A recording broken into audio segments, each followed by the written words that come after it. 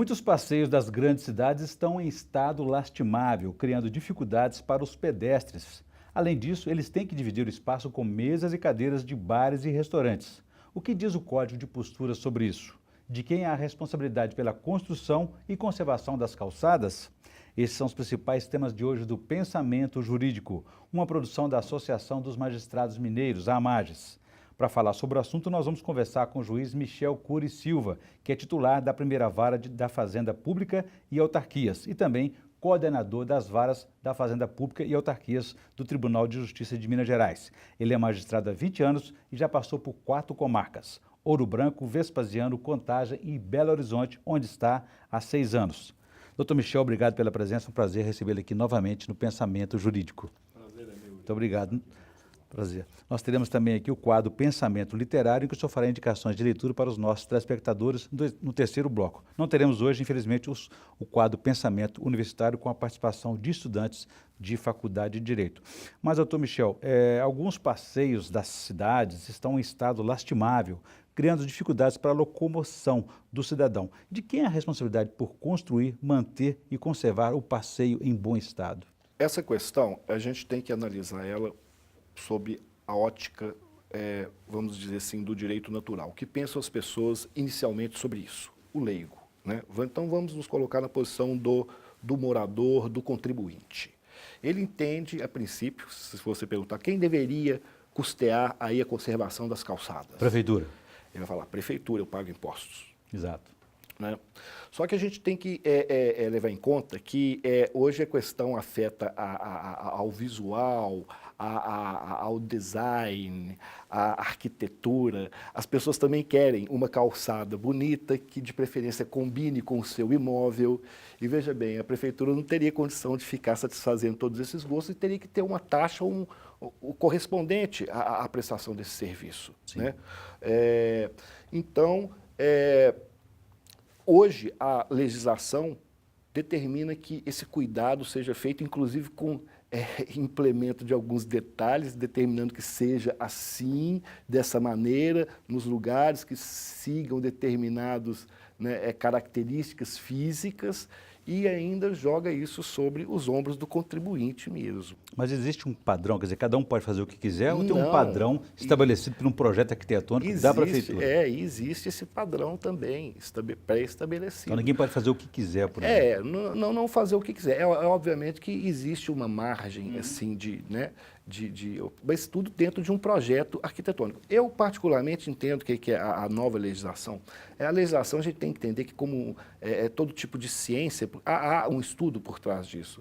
Então, como coisas novas na medicina que se descobrem na Europa ou em algum outro país, e se espalham pelo mundo, pelo conhecimento e a informação, pelo know-how, pela venda do know-how também, né? Já que vivemos num mundo monetarista, também se dá no campo jurídico. Então, não é, às vezes, invenção da nossa legislação, ou do prefeito, ou da Câmara Municipal. Esses modelos já foram adotados em outras cidades. Ou seja, a responsabilidade pela conservação e construção da calçada é do dono do imóvel e pode fazer adaptação de acordo com o seu gosto, mas dentro das normas da prefeitura. Das normas técnicas da prefeitura. Quer dizer que quando eu passar numa calçada, num passeio, tem um buraco ali, eu me machucar, eu vou ter que reclamar, não é com a prefeitura, é com esse dono do imóvel? Bem, a prefeitura não deixa de se responsabilizar pelo dever de fiscalizar. Ela é fiscal. Por quê? Aquela área não deixa de ser pública. A gente está falando em custeio, né? Em custeio. Mas o dever de fiscalizar, por quê? Porque a área ela é pública. Então, ali a gente tem um tratamento, vamos dizer assim, atípico. Não é propriedade privada, né? Propriamente dita, mas também então aí há de se cogitar diante da nova legislação, das novas regras, né, em responsabilidades até. E essa responsabilidade por degraus, nível, desnível, acessibilidade também é compromisso do dono do imóvel ou a prefeitura tem que dirigir e orientar isso aí? Eu entendo que desse caso aí, por se tratar da proteção de uma categoria, de uma classe de vulneráveis, a gente passa aí mais pelo... Aí a gente já entra num campo do direito público, não é? E a responsabilidade do ente estatal, do ente federado, no caso o município, ela se sobressai independentemente de qualquer legislação municipal, porque a gente já entra no campo da proteção constitucional.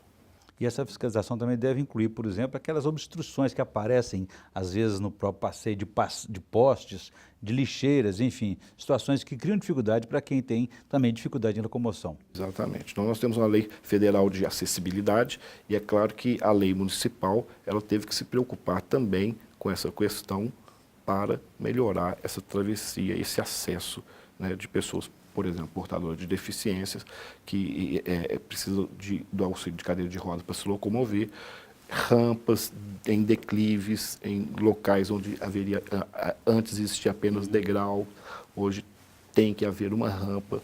Então, As pessoas talvez não saibam, mas então elas têm que procurar saber quais são essas normas antes de construir alguma adaptação, algum passeio, alguma calçada. Exatamente. Elas estão disponíveis, né? Hoje na rede mundial de computadores você tem a legislação toda disponível e, de uma certa maneira, eu acredito naquilo, no regramento com a responsabilidade social, o município fazendo a sua parte, cada cidadão fazendo a sua também. Não basta fazer só aquele puxadinho, né? Doutor Michel, vou fazer um intervalo agora. Eu gostaria que, no próximo bloco, o senhor contasse para a gente como é feita essa fiscalização e se o cidadão for autuado, ele pode ser multado, como é que ele pode ser, de repente, punido ou então obrigado a fazer aquilo que a norma determina. A gente volta, então, em instantes.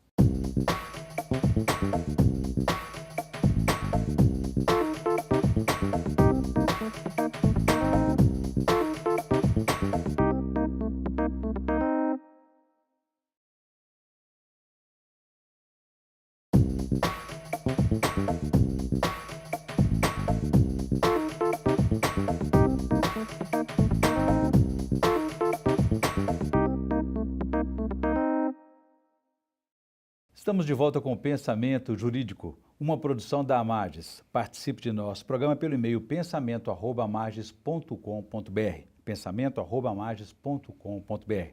Hoje estamos discutindo sobre Código de Posturas. O nosso entrevistado é o juiz Michel Cury Silva, que é titular da primeira vara da Fazenda Pública e Autarquias de Minas Gerais, de Belo Horizonte, e também coordenador das varas de Fazenda Pública e Autarquias do Tribunal de Justiça de Minas Gerais. Doutor Michel, deixei para uma questão no bloco anterior a respeito, então, dessas formas que a Prefeitura tem para obrigar o cidadão ou o morador a adequar as suas calçadas, os seus passeios às normas oficiais. Muito bem, Orion. Como toda legislação que vem com o intuito de melhorar a vida do cidadão, e essa legislação municipal, vejo que o intuito dela é melhorar, modernizar o município, diminuir a poluição visual, diminuir a poluição sonora, a que estamos todos sujeitos no dia a dia, isso é fator estressante, a gente só nota isso no final do dia ou no final de um mês, sem ao menos perceber. Eu entendo que isso também não pode se tornar na mão da administração em uma máquina caça-níquel. Então, o papel da fiscalização, ao meu ver, ele tem que, inicialmente, dar-se de um modo orientador, ou seja, o fiscal ele deve agir também em cooperação com a sociedade civil, que, ao constatar irregularidades, deve chamar a fiscalização, ela deve agir de ofício também, nesse sentido, de inicialmente orientar, mostrar para o contribuinte, para o cidadão, que aquela situação está irregular, conceder-lhe um prazo para que se adeque. E, sim, num segundo momento, partir para uma ação punitiva, né, de fiscalização propriamente dita, de autuação.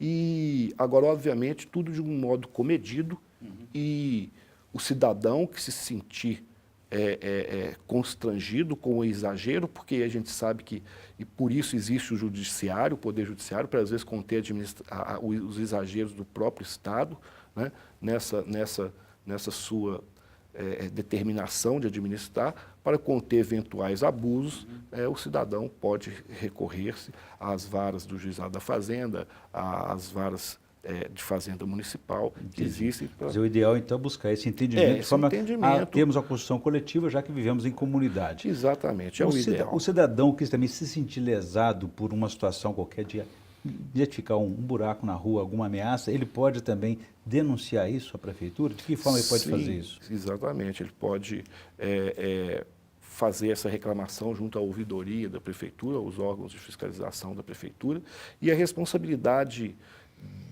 sobre essa manutenção, como ela agora, né, nós temos a nova legislação que transfere essa responsabilidade de cuidado, mas ele não pode deixar de esquecer que o espaço continua sendo público.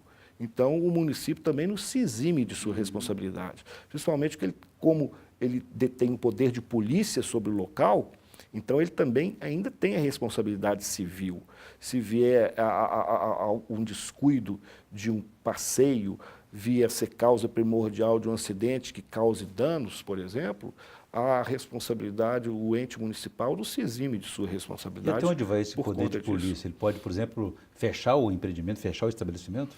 Bom, aí ele tem, as penas estão previstas na nova legislação, ele tem a capacidade dele diz respeito ao alvará que ele concede, né? A suspensão de alvará, desde a aplicação de multas, etc. É o poder de fechar o estabelecimento, ele se daria de uma maneira indireta, né? Vamos dizer assim, com a cassação do alvará ou da licença para funcionamento, mas não chegar a mano militar, né? E algum fiscal da prefeitura à força e fechar o estabelecimento dessa maneira, assim. Entendi. Não é mesmo? Isso aí é uma ação que caberia à autoridade policial mediante ordem judicial. Perfeito. Doutor Michel, algumas situações, além do padrão, né, que o cidadão deve se adaptar às normas oficiais, há também outras duas situações que podem trazer dificuldades. Por exemplo, se o imóvel for tombado, for protegido pelo patrimônio cultural. E os imóveis também mais antigos, necessariamente terão que sofrer algum tipo de intervenção em função dessas adequações, dessa evolução da própria legislação. Como lidar com as duas situações? O imóvel que é tombado, que é protegido pelo patrimônio, e os imóveis mais antigos que requerem talvez aí uma adaptação, até um investimento maior. O município, mais uma vez eu digo que a saída é o diálogo com a sociedade civil. Muitas vezes você não pode exigir que o dono, que o proprietário do imóvel, se ele não tiver a capacidade econômica, né, para viabilizar o empreendimento de conservação que o imóvel tombado exige, deve-se buscar, junto à iniciativa privada, convênios para restabelecimento, para preservação daquela obra. E, obviamente, isso aí vai ser, o custo daquilo vai ficar a cargo de quem custeou, ou seja, o crédito daquela obra, obviamente, também não vai se transferir de propriedade, ninguém pode ser beneficiado, lucrar com aquela situação. Por outro lado, o poder público também tem essa prerrogativa de poder desembolsar do erário para poder preservar esse tipo de imóvel, se não houver capacidade econômica por parte de seu proprietário. Isso não se pode exigir que ele aliene o imóvel para melhorar o imóvel, né? Muitas vezes ocorre de ele ser o proprietário de um imóvel desse, ter apenas aquele imóvel.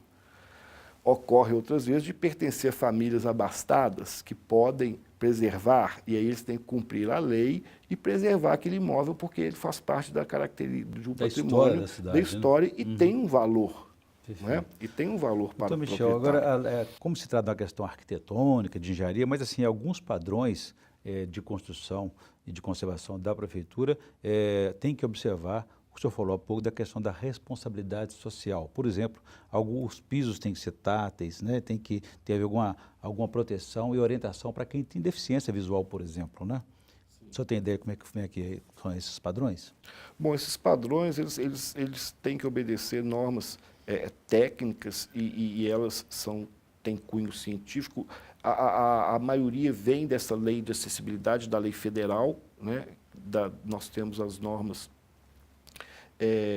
que dizem respeito à implantação de rampas nos locais onde tem degraus, a inclinações Isso na questão, no aspecto físico, né, da legislação. Ela trata também de medidas outras que dizem respeito à poluição sonora, como decibéis. Então, isso vem através de anexos à legislação, decretos também vão regulamentar isso, porque a lei nem sempre ela pode trazer todas essas medidas, porque elas novas medidas, novos índices aparecem, e isso tudo depende de tecnologia, mas ela pode, de alguma maneira, ir limitando isso, essas questões físicas de inclinação, e outras medidas, né? de degraus, de espaço de degraus, de altura, né? Isso tudo é regulamentado pela lei. Doutor Michel, vou fazer um novo intervalo. Eu gostaria que no próximo bloco o senhor falasse para a gente de outras situações polêmicas, né? Porque além dessas dificuldades de locomoção, surgem situações em que bares, como acontece em Belo Horizonte, na maioria das capitais e também nas grandes cidades, a colocação de mesas e cadeiras por restaurantes na área do passeio de circulação das pessoas. E a polêmica também, a questão polêmica aí da questão da música ao vivo, da música eletrônica nos bares. A gente volta então em instantes.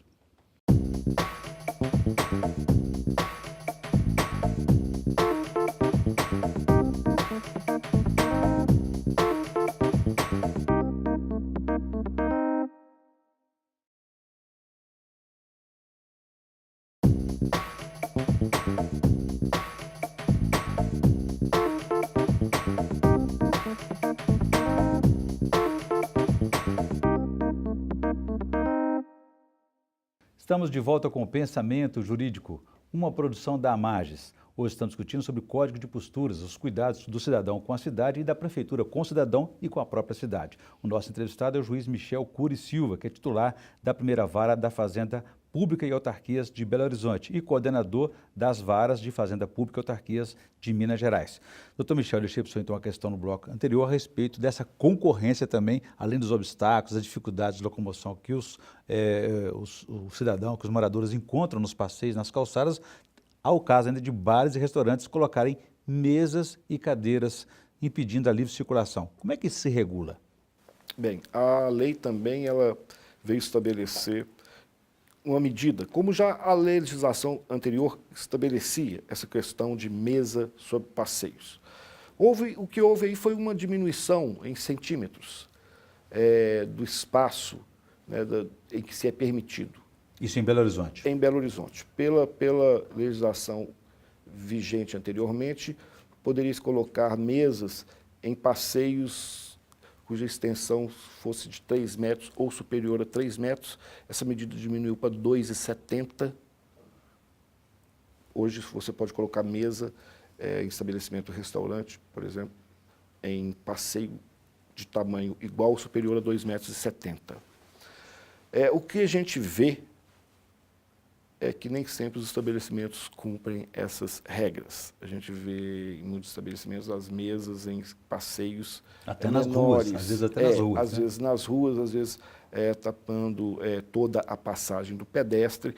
Isso aí é uma questão que demanda, então, uma denúncia à fiscalização da prefeitura. Especialmente em Belo Horizonte, que é tida como a capital dos botecos, né? Mais de 8 mil bares. Exatamente. Né? Por outro lado, não há como também você sufocar um movimento quase natural, porque esses bares que têm essas mesas no passeios, eles são frequentados. Então, há uma economia parte, também se movimenta. E há uma parte da população que apoia aquilo. Por outro lado, há um incômodo dos moradores e das pessoas que trafegam. Então, a lei veio tentar harmonizar os interesses, né? Os interesses dos moradores, dos transeuntes que trafegam ali nessas vias, nos passeios, né? Que não tem que andar nas ruas, a pé, para não ter que andar nas ruas, né? Por outro lado, o nível de ruído causado também àqueles que moram, a poluição sonora causada por esses estabelecimentos, porque a partir do momento que você sai para fora do estabelecimento, você já não tem uma acústica que retém o som ali, o som também sai para a rua junto com as cadeiras e com as mesas, e então você passa a ter um incômodo sonoro também para as pessoas que residem ali perto. Então isso tudo tem que ser equilibrado para que, em proveito de um, não se cause o detrimento de outro, né? Ou seja, em favor do lucro do comerciante e da diversão de seus clientes, não reste ali, sobremodo prejudicado, os moradores, a vizinhança. Então, vamos chegar em um ponto comum para que não se tenha que acabar com o comércio que gera emprego e riqueza, não se tenha que acabar com a diversão do público que ali frequenta, mas também não se possa pôr um fim à paz daquelas pessoas que têm ali o seu lar. E nós tivemos aí mudanças de gestão, né? A nova administração municipal mudou e fez algumas adaptações na questão de permitir, como o senhor disse aí, mais cadeiras, mais mesas sobre o passeio e também a questão da música ao vivo, na música eletrônica nos bares. Isso descaracteriza o código de postura? Cada administração haver uma mudança? Isso traz um pouco a princípio, pode trazer um pouco de insegurança, né? Dá aquela impressão inicial de insegurança jurídica, mas eu entendo que o que está havendo é uma adaptação ao modus vivendi, ao modo de ser da própria cidade. Com essa nova legislação, ficam aí os bares e restaurantes autorizados a reproduzir em seus interiores a música Isso ao varia vivo. por horário também, né? Os horários, eles têm que obedecer, na verdade, uma escala em decibéis da altura. Decrescente, inclusive. Decrescente de acordo com o adiantado da hora. Até às 10 horas um nível? Exatamente. Isso aí na madrugada tem que descer a 45 decibéis, começa com 60, depois diminui para 50 e até 45. A gente tem estabelecimentos na cidade que já operavam com música ao vivo ou música eletrônica, que obviamente dentro do estabelecimento a altura do som é bem superior, ultrapassa os 100 decibéis. Mas esses estabelecimentos têm tratamentos acústicos e para fora aquele som não propaga para fora. Não propaga para fora e obedece os limites legais. Perfeito. Mas já passaram por vários problemas, foram autuados várias vezes.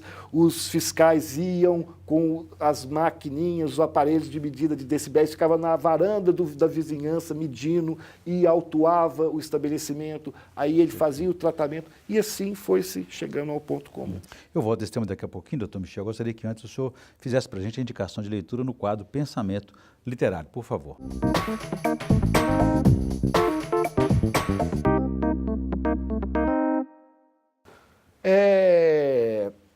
Eu li recentemente 2 livros de cunho totalmente distinto um do outro, mas um é o final de uma trilogia escrita por um escritor brasileiro, chama O Imbecil Coletivo, de Olavo de Carvalho. Trata de uma série de exemplos concretos de como a nossa sociedade ainda está sujeita a critérios de governança imperialistas, não só a sociedade brasileira, mas a sociedade civil em quase todas as nações do planeta. Ainda trazemos essa herança, esse modo de vida em todos os regimes. E é uma leitura atual. É claro que quando a gente fala em leitura, a gente fica sempre tentado a falar em Guimarães Rosa, Grandes Sertões Veredas, em Friedrich Nietzsche, Humano, Demasiado Humano, os clássicos. Mas é uma leitura de uma pessoa que está viva, de um brasileiro, né? Claro, tem posições ideológicas controversas, mas a leitura, esse ensaio, particularmente, é muito bom. Mostra como estamos inseridos numa sociedade que, às vezes, não pensa coletivamente de maneira irracional. Boa indicação. Então, Michel, só para a gente encerrar o nosso programa, só uma questão. Os bares e restaurantes, eles estão enquadrados, eles devem se enquadrar ao Código de Posturas ou não?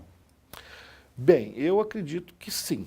Eu acredito que sim, porque a legislação, ela, de uma certa maneira, ela visa, sim, o bem comum Independentemente da atividade, né? Ele é uma legislação moderna e ela veio também não para causar uma revolução na cidade, mas de alguma maneira se adequar ao que existe. Estabelecer uma convivência, né? Estabelecer uma Pacífica. convivência. Então, eu acho que para implementarmos e fazermos uma lei, o que está aí regulamentado hoje,